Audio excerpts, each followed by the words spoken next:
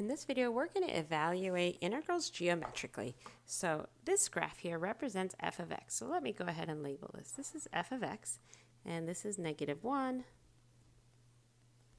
and this is 5. So you can see these deeper gray marks are all units of 1. So I want the integral from -2 to 0 of f of x dx first.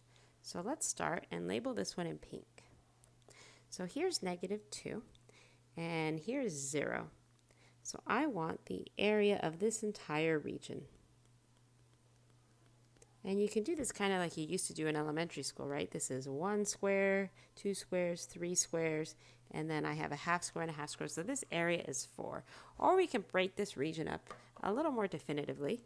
I see a triangle here, and I see a rectangle. So this is equal to the area of the triangle, which is 1/2 base of 2 times height of 2 plus 2 times 1. So this is 2 plus 2 equals 4, and that is my area. All right, so let's keep going. The next part, we want the area from 0 to 1.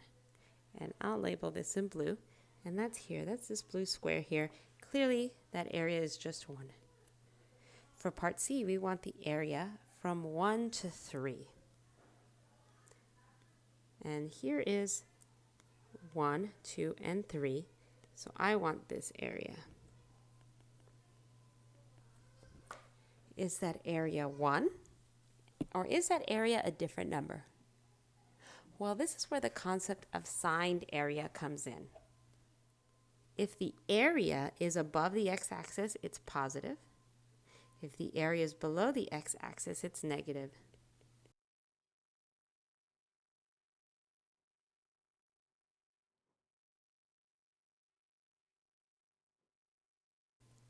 So before you freak out on me and think, hey, Miss G, what the hey? You can't have negative area. You don't buy a house with negative square footage. You're right, you don't. So all we're doing with signed area is we're determining, is there more area above the x-axis, like there is here, or is there more area below the x-axis than is in this section?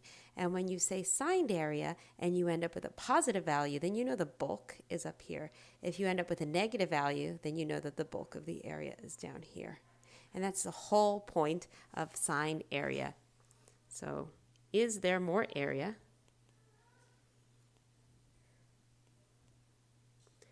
above or below the x-axis?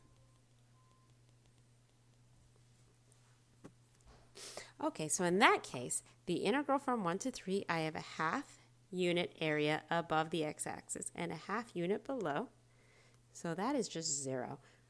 And if we want to show our work, we write 1/2, 1 times 1, minus 1/2, 1 times 1. And again, this is area of a triangle, 1/2 base times height, and they both have the same base and height. This one is above the x-axis, so we count its area as positive.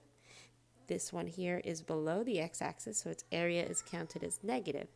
This equals 0. This tells me that between 1 and 3, this function f has equal area above the x-axis and below the x-axis. All right, so we're almost done here. Let's do this next one in brown. So the area from 3 to 5, it's completely below the x-axis, and it's a rectangle with a base of 2 units and a height of 1 unit. So this area is just -2. And so let's recap. This area is positive. It's 4. So I know between -2 and 1, there's more area above the x-axis. Here for part C, I ended up with an area of 0. So I know between 1 and 3, there's equal area above and equal area below the x-axis. For part D here, I know that the bulk of the area lies below the x-axis because the value is negative. Finally, we want the area from -2 all the way to 5. So from here to here.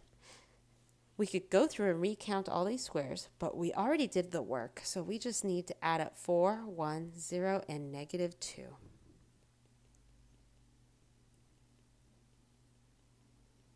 To get 3. So the entire area of this function f from -2 all the way to 5 is equal to 3.